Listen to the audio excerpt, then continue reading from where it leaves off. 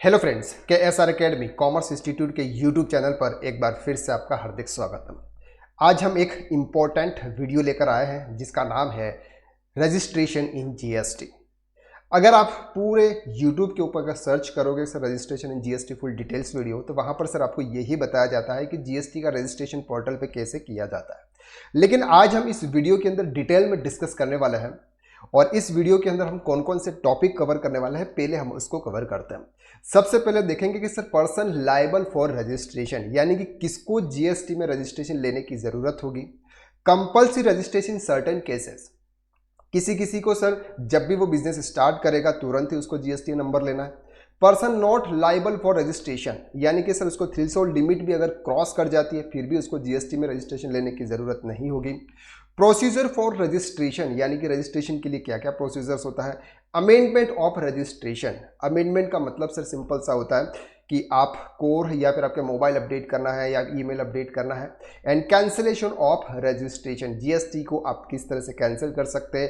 And revocation of cancellation of registration, अगर आपका registration number cancel हो गया है तो उसको वापस रीएक्टिव कैसे किया जाता है, ये आज हम इस वीडियो के अंदर डिटेल में डिस्कस करने वाला है। वीडियो बहुत इंपॉर्टेंट है सर, लास्ट तक बने रहिएगा। और हो सकता है तो अगर आपने अभी तक इस चैनल को अगर सब्सक्राइब नहीं किया है तो जल्दी से जल्दी पहले इस चैनल को आप सब्सक्राइब कर लीजिएगा। चलिए सबसे पहले हम स्टार्ट करते हैं। सर रजिस्ट्रेशन का मतलब क्या होता है और हमें जीएसटी में रजिस्ट्रेशन लेने की जरूरत क्यों होती है। 1 जुलाई 2017 को सर हमारा जीएसटी लॉन्च हुआ था और तब से हमारे इंडिया के अंदर सर पूरे इंडिया के अंदर एक ही प्रकार का टैक्स है जिसको हम बोलते हैं जीएसटी। पहले सर स्टेट वाइज वेट हुआ करता था और आपके सर्विस टैक्स पे आपको सर्विस टैक्स पे का टैक्स लगता था, और अगर एक स्टेट से दूसरे स्टेट अगर आप गुड्स की सप्लाई करते तो वहाँ पर आपको सीएसटी लगता था जो कि सेंट्रलाइज था। लेकिन सर जीएसटी आने के बाद सब टैक्स आपके क्या हो गए सर, फिनिश होकर एक ही टैक्स बचा जिसको नाम है जीएसटी। तो जीएसटी में सर अगर आपको कोई भी गुड्स की सप्लाई करते समय अगर आपको टैक्स कलेक्ट करना है और आप जो भी परचेस करते समय आप जो भी टैक्स पे करते हो अगर उसका सेट ऑफ लेना है तो आपको जीएसटी में रजिस्ट्रेशन कराना कंपलसरी होता है। Okay, under in direct tax regime without registration a person can neither collect tax from his customer note claim any credit of tax paid by him. अगर आप जीएसटी में रजिस्टर्ड नहीं हो तो आप किसी भी पार्टी को गुड्स सेल्स कर रहे हो यानी कि सप्लाई कर रहे हो तो उससे आप टैक्स कलेक्ट नहीं कर सकते और आप जो भी आपने परचेस पर जो टैक्स पे किया है उसका आप क्रेडिट नहीं ले सकते। Under GST law a supplier is required to obtain state wise registration. अब सर ये जो रजिस्ट्रेशन है ये स्टेट वाइड आपको लेना पड़ेगा। अब स्टेट वाइज का मतलब क्या होता है थोड़ा सा हम कवर करते हैं।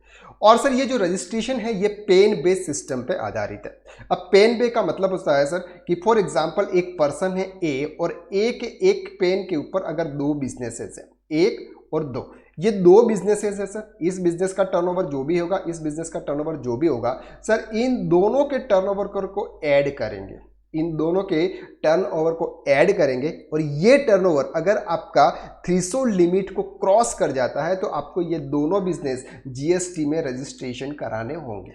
पहले सर ऐसा नहीं था, अलग अलग बिजनेस का क्राइटेरिया सर सेपरेट था, लेकिन यहां पर सर पेन बेस है। आपका एक पेन पे जितने भी बिजनेसेस है इन सभी बिजनेसों को अगर आप ऐड करोगे जो भी आपकी इनकम आएगी वो इनकम अगर थ्रेशोल्ड लिमिट से क्रॉस है सेल्स आपका तो वो जीएसटी में रजिस्ट्रेशन लेना है।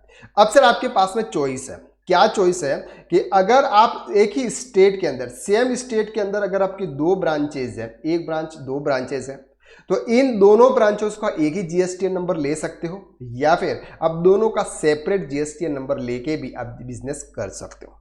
लेकिन सर अगर हमारी एक ब्रांच एमपी में है दूसरी ब्रांच अगर हमारी यूपी में है तो आपको स्टेट वाइज रजिस्ट्रेशन लेना है। किसी भी स्टेट में अगर आपकी कोई भी ब्रांच है आपको स्टेट वाइज रजिस्ट्रेशन लेना है। There is no concept of centralize registration under GST like service tax regime. पहले जो सर्विस टैक्स रिजाइम के अंदर सेंट्रलाइज था सर, आप किसी भी स्टेट के अंदर आपके ब्रांचेस हैं आपको एक ही सर्विस टैक्स लेना होता था। A supplier has to obtain registration in every state from where make a taxable supply provided his aggregate turnover exceed the specified limit. अब सर ये एग्रीगेट टर्नओवर क्या होता है इसको हम यहाँ पे अच्छे से कवर करेंगे। He is not required to obtain registration from state from where he makes a non-taxable supply। Sir अगर आपकी कोई भी दूसरी ब्रांचेज जहां पर आप नॉन टैक्सेबल गुड्स की सप्लाई कर रहे हैं यानी कि एग्जेम्प्टेड गुड्स की आप सप्लाई कर रहे हो तो आपको जीएसटी रजिस्ट्रेशन नंबर लेने की जरूरत नहीं है। Since registration GST is PAN base, ये क्या है सर? पेन बेस है। Once a supplier is liable to register he has obtain registration each of state in which operate under the same PAN. मतलब एक पेन के ऊपर आपके जितने भी बिजनेसेस हैं सभी बिजनेस का जीएसटी नंबर लेना पड़ेगा। अगर एक बिजनेस का जीएसटी नंबर आपने ले लिया तो सभी बिजनेस आपके जीएसटी के दायरे में आ जाएंगे। ओके, इसके बाद से बात करते हैं पहला, पर्सन लाइबल फॉर रजिस्ट्रेशन, यानी कि सिर्फ किस पर्सन को जीएसटी में रजिस्ट्रेशन लेने की जरूरत होती है। तो सबसे पहले देखते हैं कि sir those who exceed threshold limit, यानी कि वो पर्सन जो जीएसटी डिपार्टमेंट ने एक थ्रेशोल्ड लिमिट बना के रखी हुई है कि सर अगर आपका टर्नओवर इतना है तो आपको जीएसटी में रजिस्ट्रेशन लेना पड़ेगा, उनको लेना। और दूसरा, in case of transfer of business on account of succession act. Transfer of business का मतलब होता है कि सर पहले बिजनेस किसी और के नाम पे था जो जीएसटी में रजिस्टर्ड था, अब वो पर्सन किसी और के नाम पे अगर बिजनेस को ट्रांसफर करना चाहता है तो सर उसको भी जीएसटी में रजिस्ट्रेशन करवाना होता है। अब यहां पर बात करते हैं कि सर ये थ्रेशोल्ड लिमिट है, ये एग्रीगेट टर्नओवर की थ्रेशोल्ड लिमिट होती है। अगर आपका एग्रीगेट टर्नओवर थ्रेशोल्ड लिमिट को क्रॉस कर जाता है तो आपको जीएसटी में रजिस्ट्रेशन लेना है। और एग्रीगेट टर्नओवर का मतलब क्या होता है? सबसे पहले बात करते हैं एग्रीगेट टर्नओवर में टैक्सेबल सप्लाई। सर आप कोई भी गुड्स की सप्लाई करते हो जिसके ऊपर आप टैक्स चार्ज कर रहे हो उसको बोलते हैं sir taxable supply. Exempted supply जिसके ऊपर कोई भी टैक्स नहीं है। अगर सर आप एक्सपोर्ट कर रहे हो एक कंट्री से दूसरी कंट्री, आपकी कंट्री से दूसरी कंट्री आप गुड एक्सपोर्ट कर रहे हो और इंटर स्टेट सप्लाई कर रहे हो, एक स्टेट से दूसरे स्टेट अगर आप सप्लाई कर रहे हो तो वो आपके सभी, ये जो सभी हैं ये सभी आपके एग्रीगेट टर्नओवर के अंदर ऐड होंगे। ओके, अब इन सब को मिला जो भी वैल्यू आएगी उसको बोलते हैं सर एग्रीगेट टर्नओवर। और ये जो एग्रीगेट टर्नओवर है ये सर ये पेन बेस है। पेन बेस का मतलब अगर आपके दो बिजनेसेस है, एक और दो, तो दोनों बिजनेसों का सेम टू सेम ये इतनी सारी चीजें यहाँ पर एक साथ आपको ऐड करनी है। और दोनों बिजनेसों का ऐड करने के बाद से जो भी वैल्यू आएगी वो वैल्यू आपकी एग्रीगेट टर्नओवर के अंदर होगी। ओके, तो अगर आपका एग्रीगेट टर्नओवर थ्रेशोल्ड लिमिट को क्रॉस कर जाता है तो आपको जीएसटी में रजिस्ट्रेशन लेना। अब सर थ्रेशोल्ड लिमिट कितनी है वो हम यहाँ पे देखते हैं। State wise, state with threshold limit for 10 lakh for supply of goods और सर्विस, यानी कि सर मणिपुर, मिजोरम, नागालैंड और त्रिपुरा, इन 4 स्टेट में अगर आप गुड्स और सर्विस दोनों की सप्लाई करते हो, या गुड्स की करोगे या सर्विस की करोगे या बोथ करोगे, आपके लिए जो लिमिट है सर ये 10 लाख रुपीज की लिमिट है।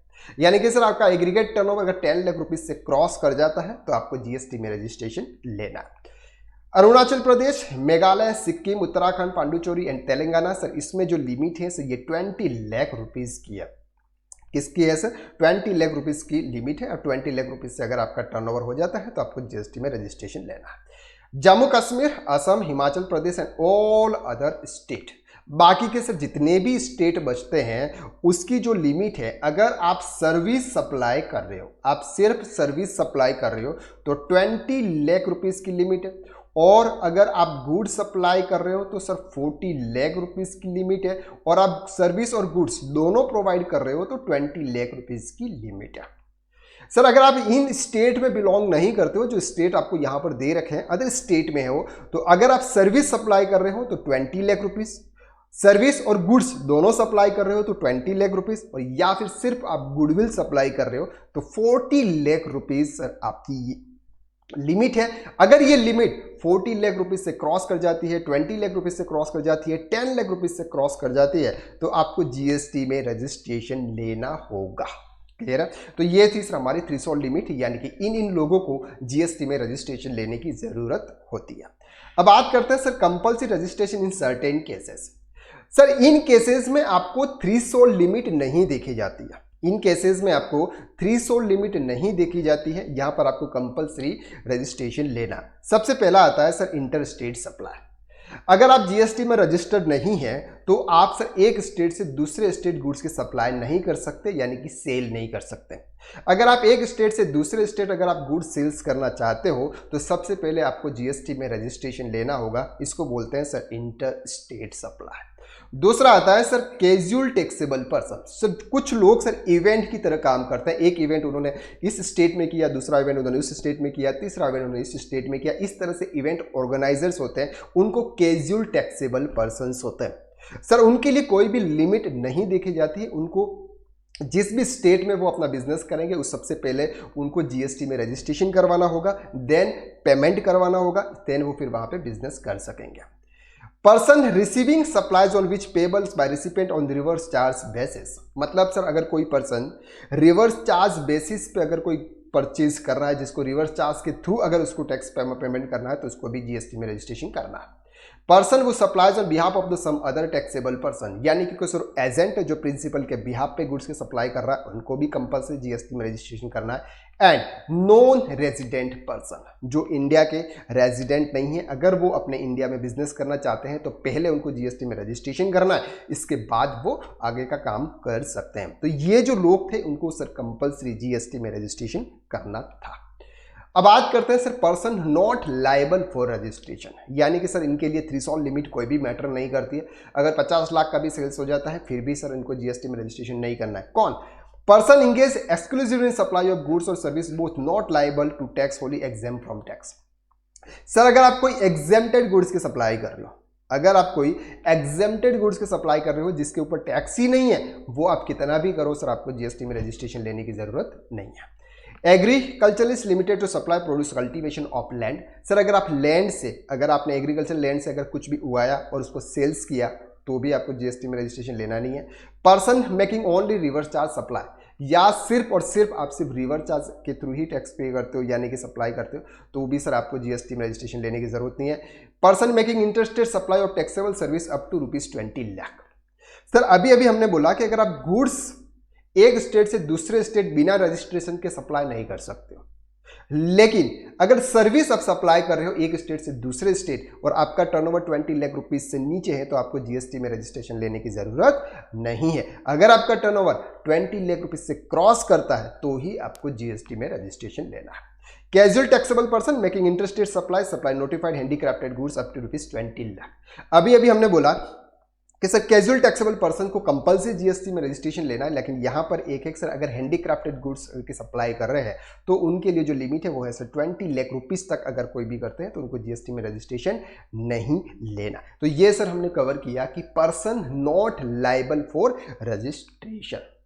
अब बात करते हैं सर प्रोसीजर फॉर रजिस्ट्रेशन। अब सर पोर्टल के ऊपर रजिस्ट्रेशन कैसे किया जाता है वो देखते हैं। सबसे पहले सर आपको जीएसटी के पोर्टल पर जाना है। जैसे आप जीएसटी के पोर्टल पर जाओगे आपको यहाँ पर सर ये एक सर्विस का ऑप्शन दिखेगा।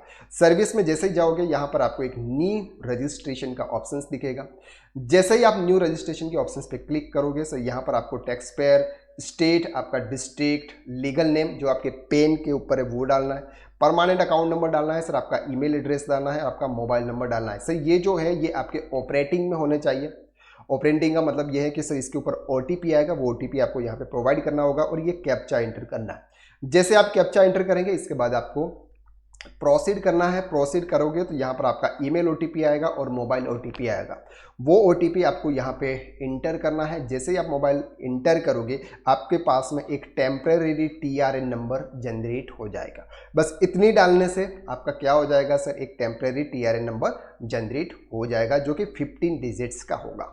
अब ये जो टीआरएन नंबर है सर ये आपके 15 डेज तक यानी कि 15 डेज तक वैलिड है। इसके अंदर आपको और भी डिटेल्स प्रोवाइड करनी है।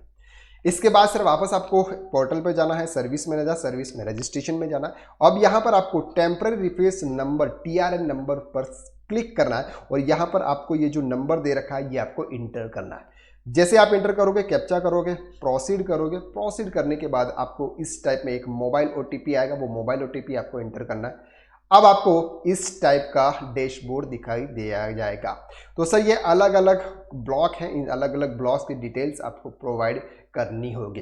तो इसके लिए हम सर एक सेपरेट वीडियो लेकर आएंगे। अगर आप चाहते हो कि सर रजिस्ट्रेशन के ऊपर भी आप एक सेपरेट वीडियो लेकर आइए तो हम एक सेपरेट वीडियो इसके ऊपर लेके आएंगे। अगर आपके कमेंट आएंगे तो लाएंगे, अगर आपको नहीं सर ज़रूरत है तो इट इज़ ओके।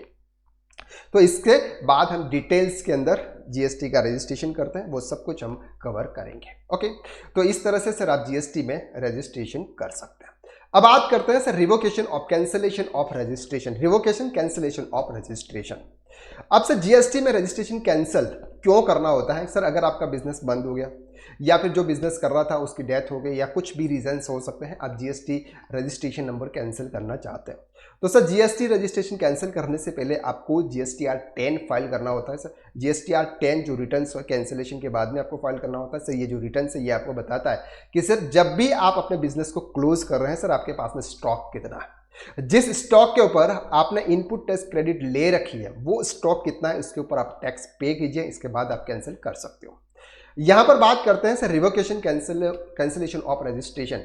अगर आपके ऑफिसर ने अगर आपका जीएसटी नंबर कैंसिल कर दिया है किसी भी रीजन से, रीजंस क्या होता है सर, आपका जीएसटी नंबर कैंसिल क्यों करते हैं? Revocation cannot be filed if the registration has been cancelled because of the failure of return. Such return must be furnished along with payment all dues amount of taxes, interest and penalty. मतलब sir ये है कि अगर आपने late return file किया, मतलब return ही file नहीं किए 6 महीने तक, 3 महीने तक रिटर्न फाइल नहीं किए, अगर ऐसा कुछ भी रीजंस हो सकता है तो ये जो आपके टैक्स ऑफिसर होते हैं ये आपका जीएसटी नंबर कैंसिल कर देते हैं। ओके, तो revocation means the official cancellation of decision और promise. Revocation of cancellation of registration means that decision to cancel registration has been reversed and registration is still valid. मतलब sir ये है कि officer आपके जीएसटी को number को cancel कर देते हैं तो आप फिर से उसको री ओपन कर लेते हैं, यानी कि ये वापस आपका क्या हो जाता है, स्टिल वैलिड है। When revocation of cancellation is applicable, कब एप्लीकेबल होता है sir? Cancellation registration of taxable person on so taxable person can apply through official revocation cancellation within 30 days from the date of cancellation order। Sir आपके पास में cancellation order आ जाता है कि आपका cancellation हो रहा है तो उसके 30 डेज के अंदर अंदर आपको रिप्लाई करना है। ओके, अब सर ये रिप्लाई कैसे करना है ये हम देखते हैं procedure. A registered person can submit an application for revocation of cancellation। अगर आपका रिवोकेशन जीएसटी कैंसिल हो गया है तो आपको अप्लाई करना है GST registration 21 form. If registration has been cancelled CO motu by the proper officer, CO motu के थ्रू अगर आपका जीएसटी कैंसिल हो गया तो आपको रजिस्ट्रेशन 21 के अंदर आपको अप्लाई करना है। He must submit within 30 days, आपको 30 दिन के अंदर अंदर इसका आपको जवाब देना है। If the proper officer is satisfied, he can revoke cancellation registrations by order from registration 22 within 30 days। Sir अगर आपने कोई भी रिप्लाई किया, वो रिप्लाई सर आपको रिकॉर्डिंग इन राइटिंग, आपको राइटिंग में लिखना है। अगर वो आपके जो टैक्स ऑफिसर हैं वो अगर सेटिस्फाइड हो जाते हैं तो विद इन 30 डेज के अंदर अंदर आपका जीएसटी नंबर जो होता है वापस एक्टिव कर देंगे। The professor officer can reject the application revocation by order form registration part, यानी कि सर अगर आपने अप्लाई किया रिवोकेशन के लिए लेकिन जो ऑफिसर है वो आपका रिजेक्ट कर सकते हैं और वो आपको इन्फॉर्म करेंगे सर REG 05 यानी कि registration 05 form and communicate the same to the applicant, यानी कि आपको भी कम्युनिकेट करेंगे। बिफोर रिजेक्टिंग, सर रिजेक्ट होने से पहले the proper officer issue a show cause notice in form registration 23, आपको एक और नोटिस दिया जाएगा 23 for the application by the application should not be rejected. क्यों सर हम आपका एप्लीकेशन रिजेक्ट नहीं करें? The application must reply in form REG 24 within 7 working days for the date of service. एक बार फिर से आपका नोटिस आएगा कि हम आपका जीएसटी नंबर क्यों कैंसिल नहीं करें, तो आपको 7 दिन के अंदर अंदर आपको उसका रिप्लाई करना है। Okay, and proper officer will take a decision within 30 days from the date of recipient application in form registration 24। Sir GST registration 24 का फॉर्म आने के 30 डेज के अंदर अंदर आप अपना ये जो जीएसटी नंबर है ये आपका वापस ओपन हो सकता है, वैलिड हो सकता है। तो सर ये कुछ डिटेल्स थी आपके जीएसटी रजिस्ट्रेशन से रिलेटेड। अगर आप जीएसटी, इनकम टैक्स, टीडीएस के अंदर एक्सपर्ट बनना चाहते हो, आप टैक्स कंसल्टेंट का कोर्स करना चाहते हैं, तो सर हमारी न्यू बैच स्टार्ट होने वाली है जिसमें हम account, GST, Tally, TDS, TCS, Excel, income tax ये सब कुछ हम कवर करते हैं। लाइव क्लासेस होती हैं सर, जो भी लाइव क्लासेस होती है उसके रिकॉर्डिंग वीडियोस मिलती है और पीडीएफ के अंदर नोट्स मिलती है। सर क्लासेस 9:30 to 11 PM होती है, आपके टाइम के हिसाब से ही होती है। बिल्कुल मिनिमम फीस में सर आपको ये कोर्स अवेलेबल है जो कि आप अपने बेटर फ्यूचर्स के लिए कर सकते हैं। ओके, तो उसकी लिंक आपको डिस्क्रिप्शन के अंदर दे रखी है, वहाँ से आप डिटेल देख सकते हैं। चलिए, तो आज के लिए बस इतना। नेक्स्ट वीडियो में हम फिर मुलाकात करते हैं, तब तक के लिए थैंक यू सो मच।